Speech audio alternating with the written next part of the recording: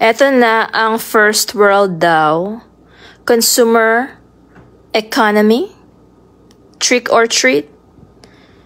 Obviously for Halloween to. So, ito na ang Halloween vibes at TJ Maxx. Tinignan ako ng mga ng mga employees dyan pag-video. Ano ba? Bumili lang ako ng sabon. Okay lang yan.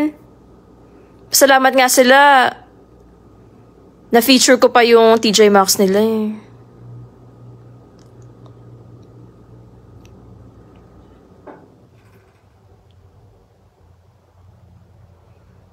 Pumpkin.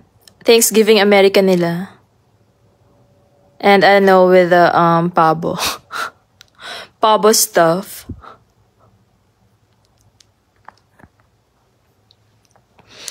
Ayan ang consumer economy. Ayan, bili na kayo para maraming taxes ang gobyerno. Foreign government. Huwag nyo nga pinipolitik itong post ko. Hindi, joke lang. Ako naman lang yung namumulitika. But this is not politicking. Okay, bye guys. Eto, jewelry sa TJ Maxx. Marami kasi akong binibili dito na na mga earrings. Cause yun ang favorite jewelry ko. Earrings.